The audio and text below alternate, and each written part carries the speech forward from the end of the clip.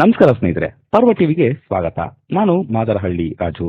ಸ್ನೇಹಿತರೆ, ಮಲೆ ಮಹದೇಶ್ವರ ಬೆಟ್ಟಕ್ಕೆ ಪಾದಯಾತ್ರೆ ತೆರಳುತ್ತಿದ್ದ ಭಕ್ತರ ಗುಂಪಿನ ಮೇಲೆ ಚಿರತೆಯೊಂದು ದಾಳಿ ನಡೆಸಿ ವ್ಯಕ್ತಿಯೊಬ್ಬನನ್ನ ಬಲಿ ಪಡೆದಿದೆ. ಮಂಡ್ಯ ತಾಲೂಕಿನ ಚೀರನಹಳ್ಳಿ ಗ್ರಾಮದ ದಿವಂಗತ ರಾಜಣ್ಣ ಹಾಗೂ ಸುಶೀಲಮ್ಮ ಅವರ ಹಿರಿಯ ಪುತ್ರ 25 ವರ್ಷದ ಪ್ರವೀಣ್ ಮೃತಪಟ್ಟ ನಕ್ಷತ್ರಷ್ಟ.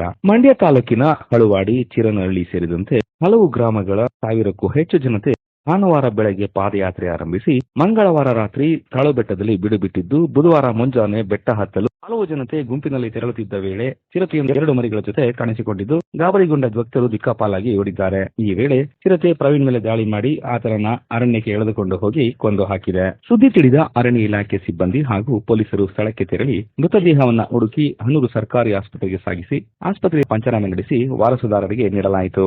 ಮೃತನ ಸಂಬಂಧಿಕರ ರೋದನ ಮುಗಿಲು ಮುಟ್ಟಿತ್ತು. ಸ್ನೇಹಿತರೆ, ಮಲೆ ಮಹದೇಶ್ವರ ಬೆಟ್ಟಕ್ಕೆ ಡಿಸೆಂಬರ್ ತಿಂಗಳಿನಿಂದ ಮಾರ್ಚ್ ತನಕ ಮಂಡ್ಯ, ಮೈಸೂರು, ಬೆಂಗಳೂರು, ಚಾಮರಾಜನಗರ ಜಿಲ್ಲೆ ಸೇರಿದಂತೆ ಹಲವು ಜಿಲ್ಲೆಗಳ 106 ಗ್ರಾಮಗಳ ಜನತೆ ತಂಡೋಪತಂಡವಾಗಿ ಪಾದಯಾತ್ರೆ ಮಾಡುವುದು ವಾಡಿಕೆ. 2024ರ ತನಕ ತಾಳುಬೆಟ್ಟ ಹತ್ತಲು 5 ಗಂಟೆ ತನಕ ಅವಕಾಶವಿರಲಿಲ್ಲ.